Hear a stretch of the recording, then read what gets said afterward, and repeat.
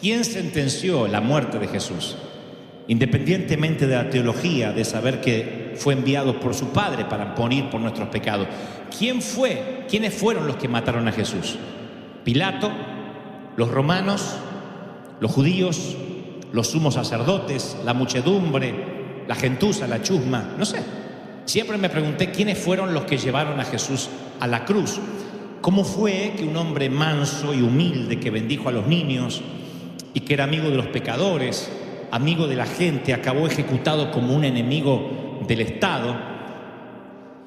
Pero la tarde del viernes, 3 cruces se levantaban en el Gólgota, fuera de las puertas de Jerusalén, como se solía ejecutar a los delincuentes, a los proscriptos, a los inmundos, que así se consideraban los crucificados. Y en esas cruces, el viernes por la tarde, cuelgan los cuerpos de 2 ladrones. La cruz del medio está vacía porque su víctima ya había muerto y lo habían quitado de allí. Y sobre esa cruz cuelga un letrero que dice: Jesús de Nazaret, Rey de los Judíos. Y esa leyenda, de alguna manera, denota el eje central por lo que pasó la muerte de Jesús, cómo Jesús llegó ahí. Roma dirá al imperio que Jesús tiene que morir porque constituye una amenaza para Roma, y cualquiera que sea una amenaza para Roma debe morir.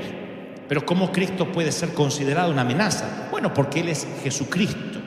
Se piensa erróneamente que Cristo era el apellido de Jesús. Algunos creen que Jesús era su nombre de pila y Cristo era su apellido, pero no, es un título. El Cristo es un título, no es el apellido de Jesús. Viene de la palabra griega crío, que significa ungir, significa ungido o significa Mesías. Jesús se dice que era el Cristo, se dice que era el Mesías, no era el apellido de Jesús. Pero hay un imperio romano que considera que Jesús es una amenaza. Después está un montón de muchedumbre, multitudes, en la chusma, como dicen en algunos sitios de México, que está esperando un dirigente que arme una revuelta contra el imperio romano y que les dé un merecido a estos impostores que vinieron a plantar su bandera romana en Jerusalén. En aquel entonces se habían levantado muchos cristos. Hubo muchos pretendidos mesías en los tiempos de Jesús, en el primer siglo. En el Nuevo Testamento hay una pequeña narración donde habla de estos mesías. Hechos 5:36 dice: hace algún tiempo surgió Teudas, jactando de ser alguien, y se le unieron unos 400 hombres, pero los mataron a todos. O sea, no era el Mesías, no era el Cristo. Hechos, el libro de los Hechos, menciona a Judas el Galileo, que también se hizo llamar el Cristo, era Judas el Cristo. El historiador Josefo dice que fundó la secta de los celotes. Casi 2000 fueron crucificados junto con él, y las cruces luego quedaron en pie en los campos de Galilea, porque los romanos querían enviar este mensaje: si alguno de ustedes judíos vuelve a concebir la brillante idea de no pagar impuestos, recuerde que Roma tiene muchas cruces para todos ustedes. Y todas esas cruces estaban allí, advirtiéndole a Roma que el primer Cristo, entre comillas, que se levantara en contra del imperio romano estaba condenado a morir, o decapitado o crucificado. Esas cruces estaban en los campos de Galilea, 2000 vacías, como testimonio de que allí habían sido ejecutados 2000 insurrectos. Jesús era un muchachito cuando esto ocurrió. Ahora, ¿cómo saber quién era el verdadero Mesías cuando se levantaban tantos Mesías, tantos Cristos? Es muy parecido a la película el del rey Arturo. No sé si ustedes la vieron alguna vez, que el verdadero rey de Inglaterra era el hombre que podía sacar la espada de la piedra. ¿La vieron alguna vez? ¿Sí o no? Si podía sacar la espada de la piedra, es que ese era el rey. Yo hago esta comparación porque el Mesías, pensaban los judíos, era aquel que podía derrotar a Roma. Si no derrotaba a Roma, que era el imperio que tenía afligido y tenía esclavizado a Israel, entonces no era el verdadero Mesías. Si acababa crucificado, no era Mesías. Si acababa decapitado, no era el Mesías. Y hubo por lo menos 18 candidatos a Mesías, de los cuales tenemos noticia en los días de Jesús, y todos encontraron el mismo destino. Ahora Jesús crece, hace todas las cosas que hacían los supuestos Mesías, habla de un reino, exhibe poder, hace milagros, tiene autoridad. Y muchas veces le decían, tú eres el rey de los judíos, y él rechazaba ese título. Aun cuando multiplicó milagrosamente los peces y los panes, la multitud quiso venir y hacerlo su rey a la fuerza. Porque dijeron, si este tipo, con un poquito de peces y panes, mira lo que pudo hacer, multiplicar a una multitud, ¿qué podrá hacer con un grupito de espadas y unos carros de guerra? Nos va a llevar a vencer a Herodes, al César. Así que lo querían llamar rey, y él decía, no. Y se escapaba a los montes solo y jamás levantó un dedo contra Roma. Jesús no era una amenaza militar. Y entonces la pregunta es, ¿por qué acabó en una cruz? ¿Quién lo sentenció? ¿Pilato? Hay de los que dicen, sí, Poncio Pilato, al lavarse las manos, sentenció a Jesús. Llevan a Jesús ante Pilato y le dicen los sumos sacerdotes, hemos descubierto a este hombre agitando a nuestra nación. Se opone al pago de impuestos, no paga el IRS. Y afirma que es el Cristo, que es un rey. Afirma que es un rey. Así es como plantean el juego. Así lo llevan a Jesús frente a Pilatos. Están diciéndole, este hombre es un problema para Roma, y a César, tu jefe, no le va a gustar. Así que será mejor que hagas algo. Y Pilato se pone en contra de los sumos sacerdotes, no por compasión hacia Jesús, sino porque Pilato está harto de los sacerdotes, los detesta. Y sabe que si les da la razón a los sacerdotes, él se debilita. Así que él, por definición, no quieren que los sacerdotes se salgan con la suya. Y cuando se entera de que Jesús procede de Galilea, le quiere tirar la papa caliente a Herodes, porque Herodes tenía jurisdicción en Galilea. Dice, que se arregle Herodes, ¿qué me vienen a mí con este Jesús? 18 habían pasado por el patio de Pilatos, 18 Mesías. A los 18 anteriores los había mandado a decapitar, uno más.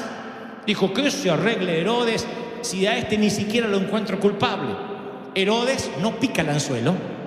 Dice, no, Pilato, ese es tu problema. Así que senténcialo tú o perdónalo tú. Así que Pilato no sabe qué hacer. Se vuelve hacia la multitud y se le ocurre una treta. Dice, ya sé, para las Pascuas es la costumbre siempre soltar un malhechor. Así que voy a elegir por decreto perdonarle la vida a uno, soltar a uno, o a Jesús o al peor, que se llamaba Chapo Guzmán. No, Barrabás. Barrabás era un homicida, pero estaba dispuesto a matar romanos. Y cuando Pilato dice, cuando les ponga en la balanza a Jesús y Barrabás, ¿quién va a querer a Barrabás otra vez suelto en las calles? Esa es una buena solución. Les voy a dar a alguien peor que este. Así que se para Pilato, ya que Herodes no lo quiere ayudar. Pilato se para ante la muchedumbre y le dice, pueblo, hoy es Pascuas, o se acercan las Pascuas. ¿A quién quieren liberar? ¿Jesús o Barrabás? Y la multitud grita, ¡Barrabás! ¡Chapo Guzmán! Pilato no lo puede creer. Claro, hay una razón. No es que tienen un odio desmedido hacia Jesús.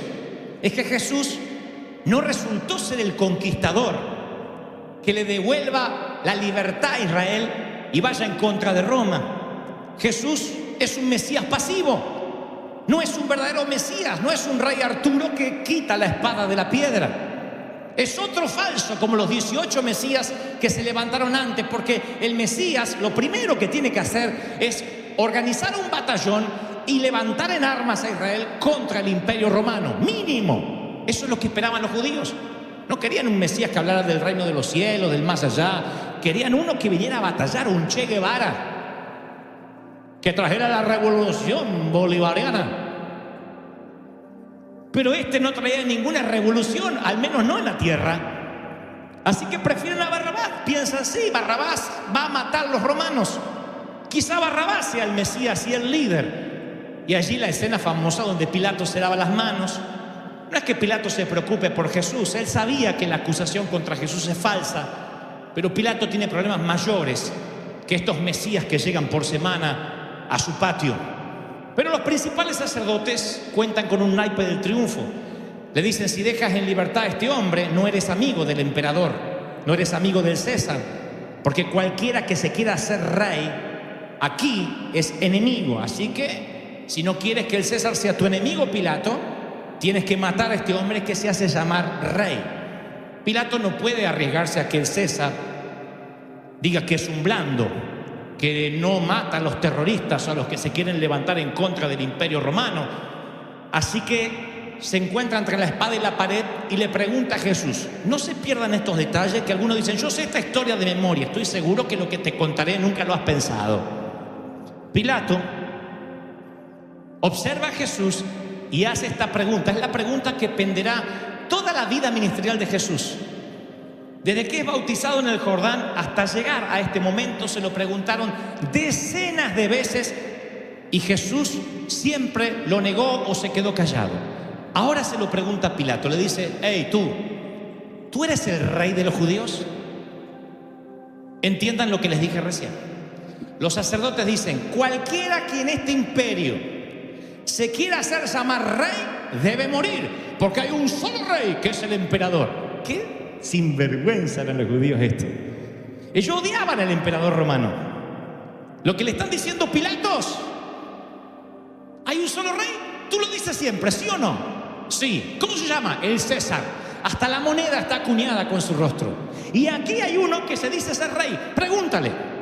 Así que Pilato le dice: tú eres el rey de los judíos. Ese es un momento de dramatismo, porque si Jesús dice: no, yo no soy el rey de los judíos, sale libre de inmediato, porque todas las acusaciones eran falsas. Pero irónicamente, cada vez que le preguntaban a Jesús si era el Mesías, él nunca dijo: sí, soy el Mesías. Si cuando él multiplicó los panes y los peces hubiese dicho: yo soy el Mesías, Israel se hubiese levantado en armas a favor de él. Hubiese dicho: bueno, llévanos a la victoria. Si él hubiese dicho en cualquier momento: soy el Mesías, cuando entraba el domingo de Ramos a Jerusalén, soy el Mesías, la gente lo hubiese levantado como un líder revolucionario y hoy no estaría frente a Pilato.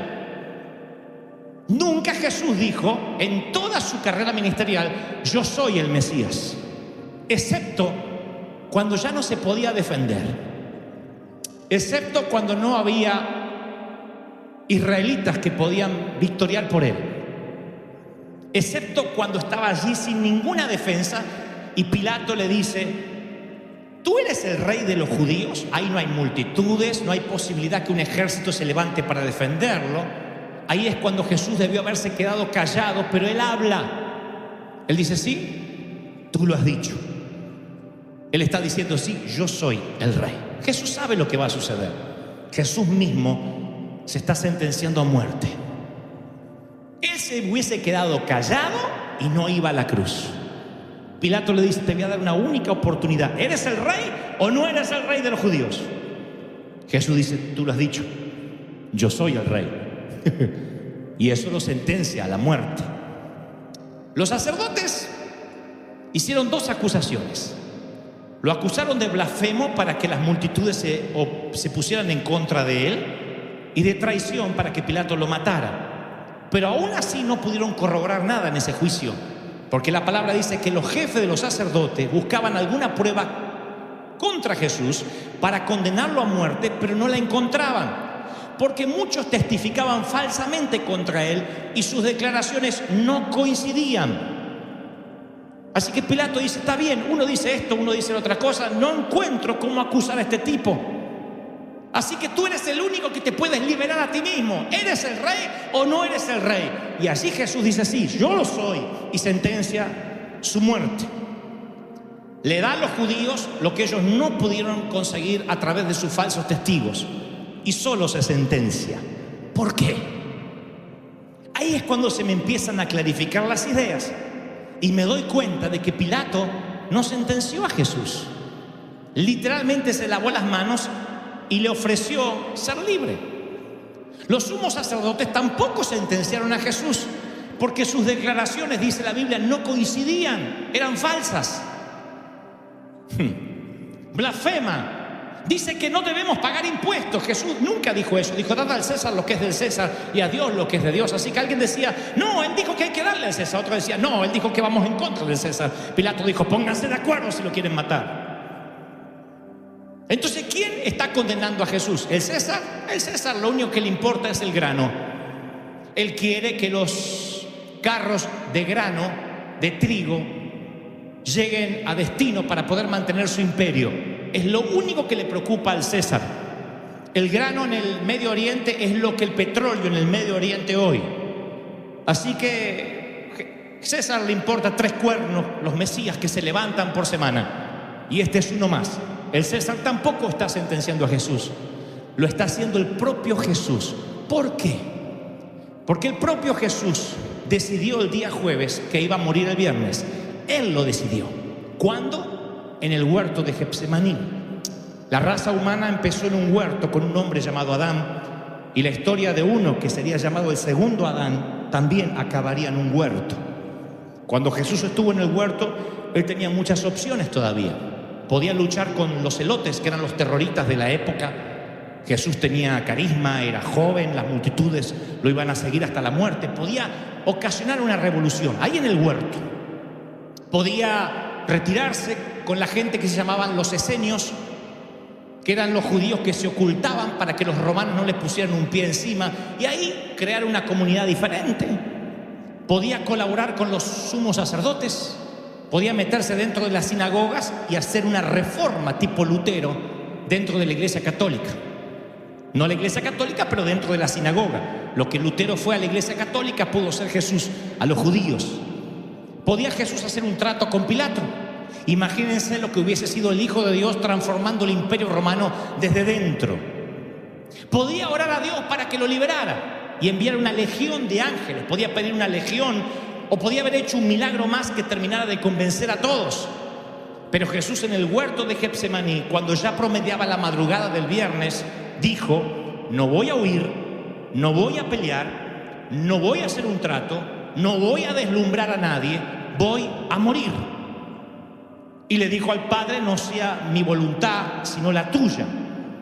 Porque Jesús sabía que un verdadero Mesías, a diferencia de lo que creía el pueblo de Israel, no era el que iba a derribar a Roma. El verdadero Mesías era el que iba a morir por los pecados, el que iba a decidir morir por ti, por mí, por los romanos, por los judíos, por todos. Él dijo: voy a morir. Ahora, vamos a dejar de lado la teología, que Dios mandó al Hijo para que muriera por los pecados, lo sabemos. Jesús sabía que Roma mataba a los rebeldes. Si Él no moría, moría Barrabás. Así que en primer lugar Jesús murió para que no muriera Barrabás. ¿Y si Barrabás? Sí, para que Barrabás no muriera, Jesús muere. Jesús sabía que las multitudes esperaban solo una palabra de Él para ir en contra de los romanos.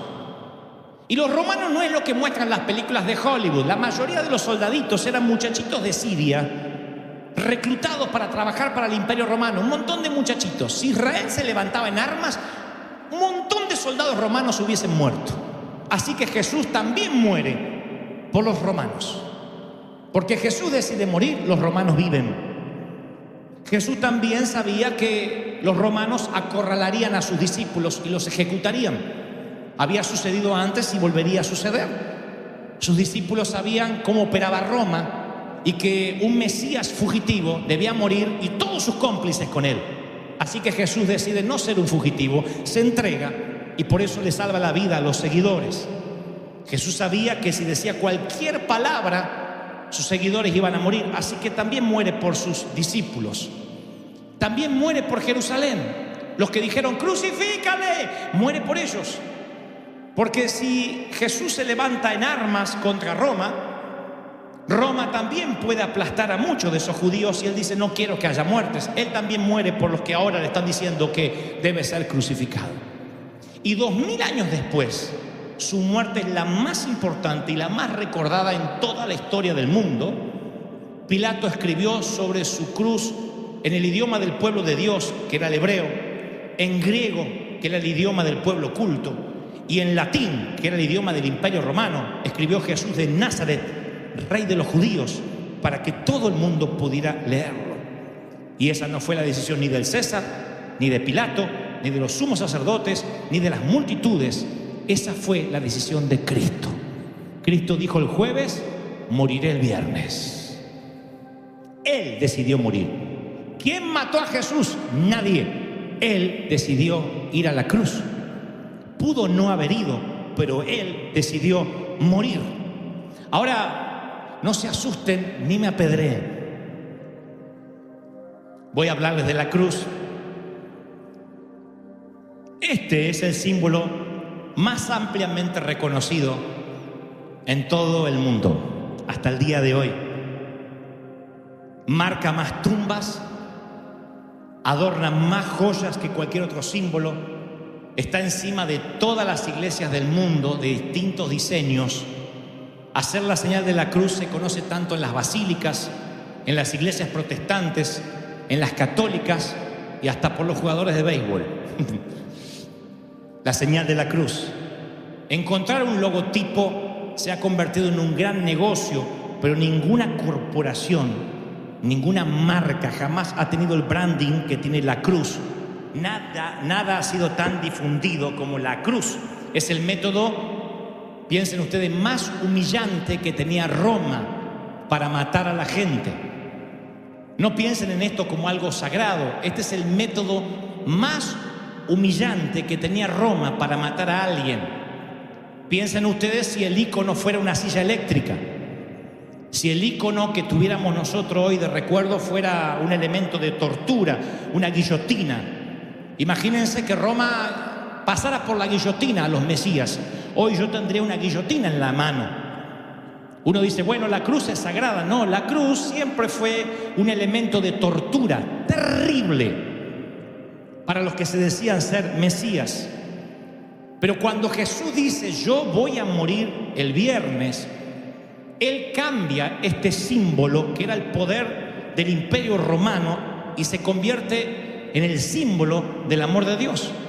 La cruz se ha transformado en un símbolo de esperanza, simplemente porque Jesús decide, yo voy a morir el viernes. Por ti, por Dante, por María, por José, por Ramón, por Pedro. Yo voy a morir y a partir de que yo muera en esta cruz, nunca jamás la cruz va a ser igual, ni la van a ver igual. Y a partir de que yo muera en la cruz el viernes, nunca jamás tu vida, ni la mía, ni el mundo entero va a ser igual, porque Cristo murió para darte vida eterna y para que esto sea un símbolo que jamás se olvide. Alguien tiene que decirme amén, aleluya.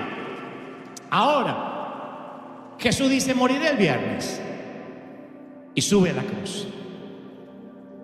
Y yo quiero que hoy viernes, 2017 años después de aquel viernes, quiero que vengas al monte, al cerro del Calvario, y podríamos recordar cualquier palabra de Cristo, cualquiera de sus frases, pero solo una hoy me vino a la memoria todo el día y fue: consumado es.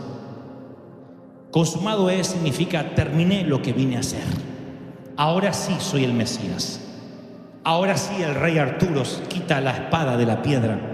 Él dice, terminé lo que vine a hacer. Y en un mundo donde la mayoría no termina nada, y eso nos lo damos cuenta en cosas pequeñas, un césped cortado por la mitad, un libro a medio leer, una dieta abandonada, ejercicios abandonados, una pared a medio pintar. Jesús dice, no, yo sí voy a terminar lo que vine a hacer. Jesús no desistió.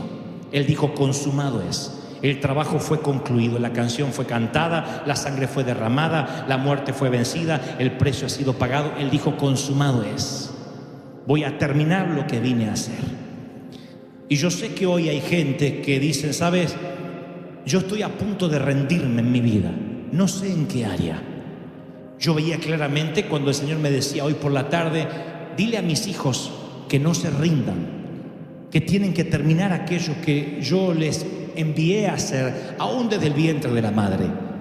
Si estás en la oscuridad, si dices, estoy por bajar los brazos, no puedo más, estoy cansado de hacer lo bueno, desanimado porque no puedes continuar, cansado del trabajo, el Señor me dice que des un paseo por el Gólgota este viernes. Claro, no es el mismo viernes que Jesús murió, son muchos viernes después, pero estamos conmemorando el día que Él subió y dijo, consumado es. Él se sentenció a sí mismo para darnos acceso a la vida eterna. No es que lo mataron por error, no es que algo salió mal de los planes. Él dijo, es el momento. Y esa victoria al final fue la que nos dio acceso a que hoy estemos aquí. ¿Qué significa aquel viernes? ¿Qué significa este viernes? Que Él no quiso irse a la eternidad sin llevarte, sin llevarme. ¿No te fascina eso? Él no quiso que te vayas al infierno y decidió bajar a los infiernos por ti antes que irse al cielo sin ti. Él dice, yo tengo que morir para darle acceso a esos hispanos que un día llenarán River 2000 y tantos años después. Yo tengo que subir a la cruz, y subió a la cruz por nosotros. Yo no puedo dejar de pensarlo. Miren, lo más importante es que Él vino a morir para darte vida eterna. Lo más importante es que ni Pilato ni los sumos sacerdotes pudieron acusarlo con nada. Nadie podía crucificarlo si Él no decía esas palabras que no debió haber dicho. ¿Eres el rey de los judíos? Tú lo has dicho.